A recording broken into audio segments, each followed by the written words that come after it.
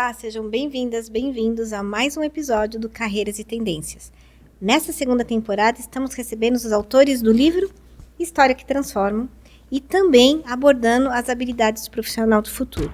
Mas nessa segunda temporada também estou muito bem acompanhada pelos autores e pelas pessoas da comunidade da CI. Hoje eu estou aqui com o Felipe, que é o autor do capítulo 9, Breves Conselhos para um Futuro CEO, e a Marcela, sócia da Academia CI. E a habilidade de hoje está em 7º lugar no ranking, que é confiabilidade e atenção aos detalhes. Fica comigo que você vai descobrir por que eu escolhi essa habilidade para falar com o Felipe. A CI apresenta Carreiras e Tendências. Transformamos propósitos em carreiras e negócios. Carreiras e Tendências, por Rebeca Toyama. Capítulo 9, Breves Conselhos para um Futuro CEO. E para discutir esse capítulo, eu recebo aqui Marcela, que vai fazer sua autodescrição para nós. Olá pessoal, eu sou Marcela Mello, sou uma mulher cis, seus 40 anos, tenho 1,65 m, cabelos castanhos, claros ou louros escuros, na altura do ombro, tenho olhos castanhos. Estou aqui com um conjuntinho de algodão branco e estou aqui muito feliz de participar de mais um episódio do podcast Carreiras e Tendências.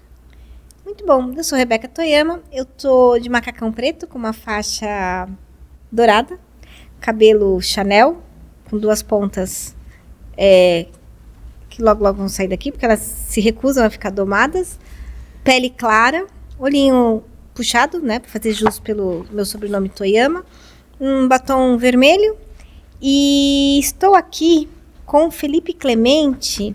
Ele está aqui, capítulo 9, engenheiro, graduado pela Escola de Engenharia de Mauá em 96, pós-graduação em administração, enfim, tem um monte de coisa bacana aqui, mas ninguém melhor do que ele mesmo para se apresentar. O autor do capítulo 9, Felipe Clemente. Vamos lá, audiodescrição e quem é você na fila do pão? Bom, obrigado, Rebeca. Bom, eu sou Felipe Clemente Santos, sou homem, tenho mais ou menos 1,82 m, depende de manhã eu tenho 83, no final do dia 80, varia um pouquinho. Eu tenho cabelos castanhos escuros, mas está ficando bem branco ultimamente, tá mais esbranquiçado aí, um pouquinho das experiências que eu vim adquirindo aí aos longos dos 53 anos. Estou vestindo aqui um sapatênis marrom, uma calça jeans preta e uma camisa cinza aqui, mais na moda, que agora o pessoal mais jovem, eu quero parecer tá mais jovem, usa mais o preto, então eu estou tentando, segundo meus filhos aí, essa é a tendência, então estou tentando ficar nas tendências agora da juventude aí, para cada vez ter o espírito jovem aparecendo. Muito bom, muito bom. Olha, e falando em espírito jovem, essa parte toda, eu queria que você contasse como é que foi colocar a sua história no papel. Tá aqui, Neste capítulo apresento um pouco da minha trajetória profissional e como estou aprendendo a lidar com as características que julgo importantes para um bom líder, sem perder de vista a minha identidade e o aprendizado que tive, principalmente em relação a valores familiares. Como que foi colocar essa história no papel? Olha, Rebeca, não foi fácil. Tá? Eu sou engenheiro, eu sou um cara mais de números, eu sempre tive um pouco de desafio de escrever, mas como a gente vai falar um pouco depois, eu adoro um desafio. Então eu sou persistente quando eu quero fazer uma coisa. E eu sempre quis escrever um texto, um livro, colocar um pouco da minha história no papel. Tá? Eu acho que isso, primeiro, com um motivo um pouquinho mais egoísta, de eu me autoconhecer, mas também um pouco altruísta de querer que outras pessoas possam aprender com a experiência que eu passei. Eu acho que eu passei algumas experiências interessantes que seria legal dividir com amigos, familiares e também outras pessoas que possam ganhar com essa experiência e se tornar líderes melhores, e pessoas melhores. E eu comecei como todo engenheiro, né? A gente coloca os bullet points lá para... Eu não ia contar que a primeira versão que ele me mandou em 24 horas depois do convite foi em bullet point. Rebeca, dá uma olhada aqui. Eu abri o arquivinho cheio de pontinho. Eu não ia contar, você contou. Eu adoro ler um monte de coisa. Daí eu li que a primeira coisa, você tem que estruturar os textos. Você também mandou 3 níveis lá, que você tinha que olhar família, emoções e trabalho. Então eu tentei fazer os 3, misturar os 3, aí chegou com um monte de bullet point. Aí eu tentei colocar coisas no meio daquele bullet point.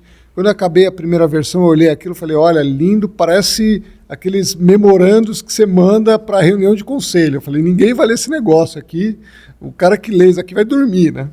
Então eu comecei a botar um pouco mais de emoção, e aí eu fiz um negócio muito interessante, Rebeca. Eu peguei e mandei para as pessoas que tinham vivido aqueles momentos comigo.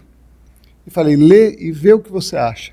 E olha, isso foi muito revelador, porque muitas vezes a forma como você olha um momento, nem sempre a forma como outras pessoas olham.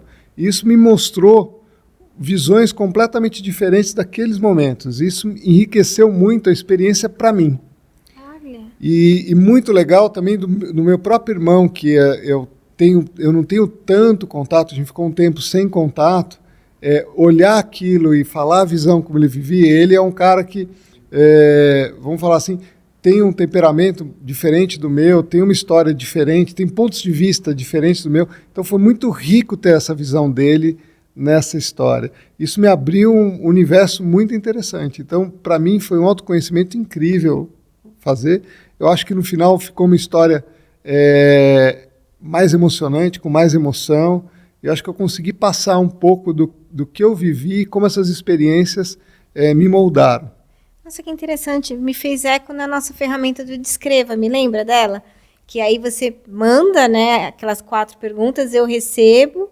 Quer dizer, você se olha pelo olhar do outro e você fez isso com o teu texto. Então, quer dizer, a evolução dos bullets para o que você me mandou depois, que realmente você me mandou bullets, depois você me mandou bullets gordinhos, e aí depois você deu uma sumida.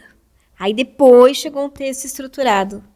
Olha, eu não sabia. Bom saber dessa técnica. A gente está pensando em escrever outro livro, já acho que adotar. Tipo assim, todo mundo escreve. Agora todo mundo manda para 3 pessoas. Olha, mas vai dando ideia, que minha cabeça é um parquinho. Você vai ver que você vai ter algumas surpresas quando você fizer isso. Não, eu vou fazer com os meus clientes.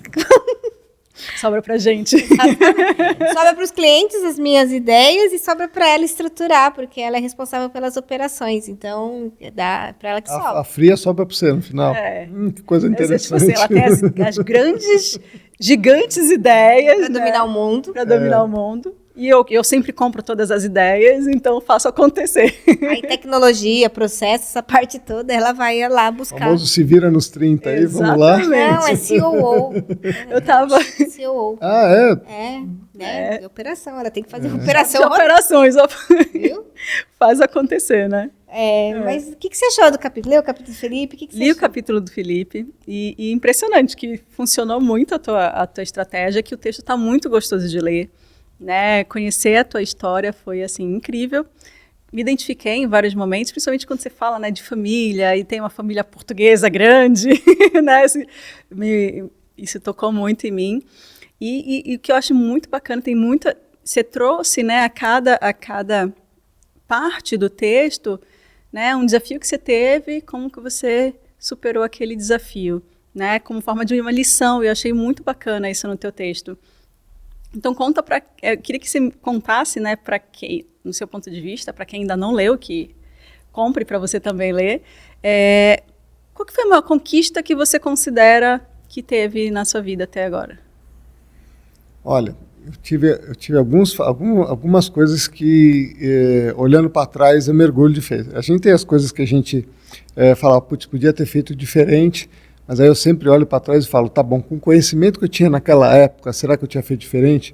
E 90% das vezes eu me pacifico e falo, olha, realmente, porque ser profeta do passado é uma coisa fantástica, né? Sempre dá alguma coisa, fala, podia ter feito melhor se eu conhecesse tudo que eu conheço hoje. Engenheiro de obra pronta. É fantástico isso. Bom, mas uma das coisas que eu mergulho muito da maneira como eu construí a minha família, como eu influenciei tanto a minha família direta que eu tenho, mas também meus pais, meus avós, o fato de eu sempre ter estado lá para ajudar. Eu acho que eu tenho essa coisa de ser o primeiro filho e o primeiro neto, que brinca que fica sempre um pouquinho de peso nas costas, assim, da responsabilidade de você poder... Você sempre é a pessoa que é buscada para ajudar e para fazer, mas eu sempre gostei muito e me orgulhei de fazer isso.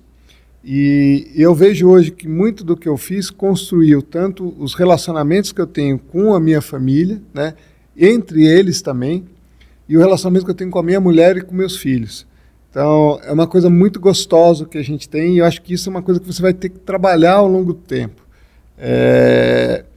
E junto com isso também, como eu consegui moldar e fazer outros objetivos que eu queria ter sem deixar essa bolinha cair.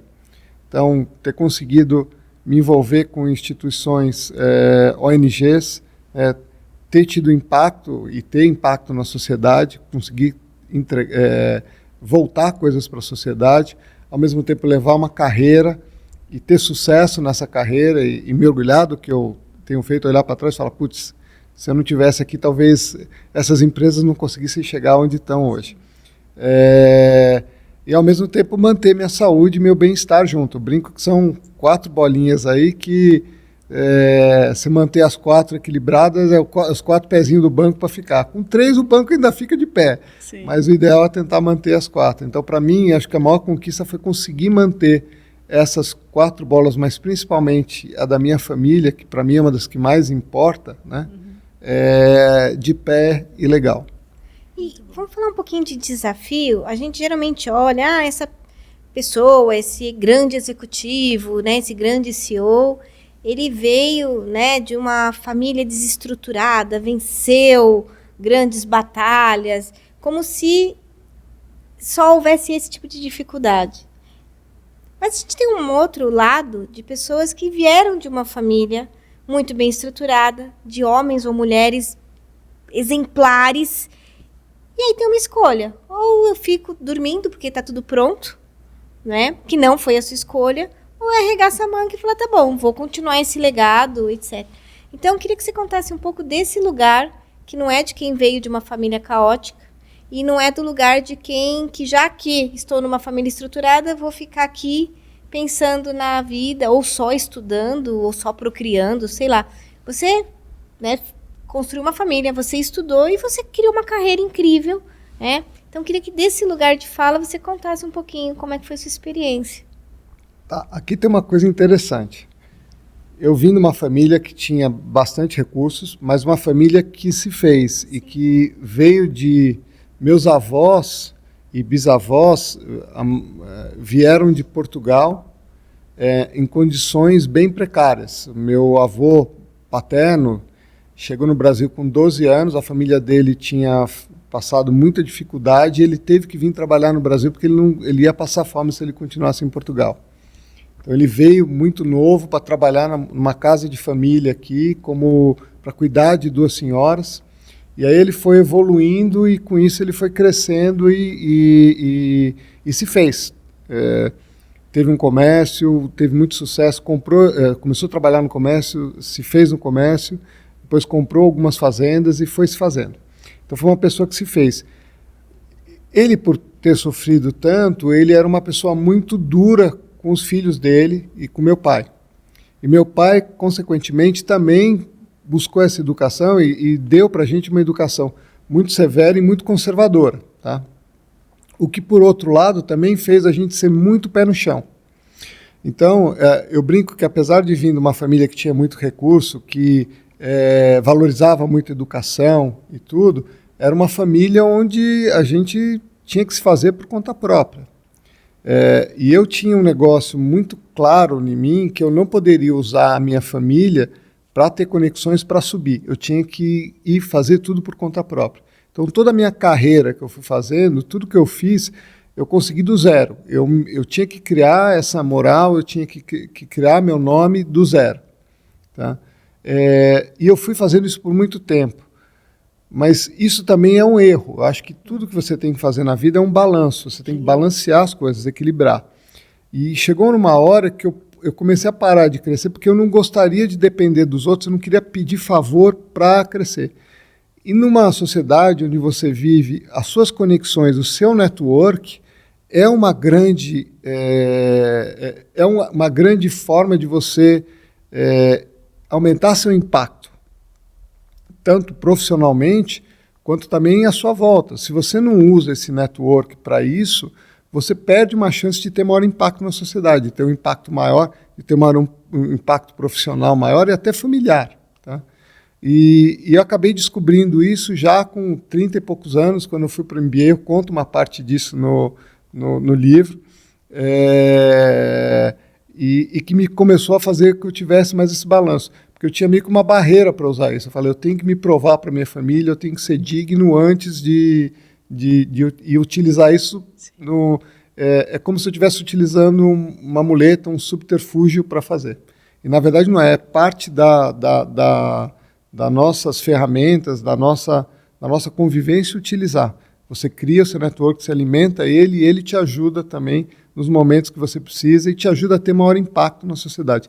Então, é muito importante que você tenha esse balanço. Não dependa só dele, não dependa só de contatos familiares ou de contatos de amigos, mas é uma coisa importante para você ter na sua caixa de ferramentas para você ter o maior impacto possível nas coisas que você se predispôs a fazer na sua vida. Você sabe, quando eu fui escolher a habilidade para o seu episódio, eu fiquei pensando também em pensamento sistêmico, que é uma das habilidades, porque realmente você tem essa visão do todo, quer dizer, não excluir as partes. Então tá bom, não, vou excluir o network, não, vou excluir o legado familiar, não, vou excluir... Você foi incluindo, né? Porque é muito I, né? Porque que chama CI, esse I é de integrativo, que é o olhar sistêmico que a gente coloca. E você foi integrando as partes, né? Tanto que quando eu escrevi o prefácio da sua parte, eu falei, olha, tem uma carreira incrível, uma família linda, né? Então, assim, tem um casamento, tem carreira, tem uma família, tem filhos. Então, acho que isso que acaba fortalecendo e dando sentido para uma jornada. Mas acho que a gente até estourou o tempo aqui, eu estava aqui te escutando. Bom, acho que a Marcela já comentou, alguém aqui já comentou, o livro está disponível na Amazon. Não dá para a gente contar a história inteira do Felipe aqui num bloco só, porque no próximo bloco a gente vai falar sobre a habilidade do futuro. Então, fica aí que a gente já volta. Acreditamos no potencial humano. São as pessoas que podem transformar o mundo. Carreiras e Tendências, por Rebeca Toyama. Realização: Academia de Competências Integrativas.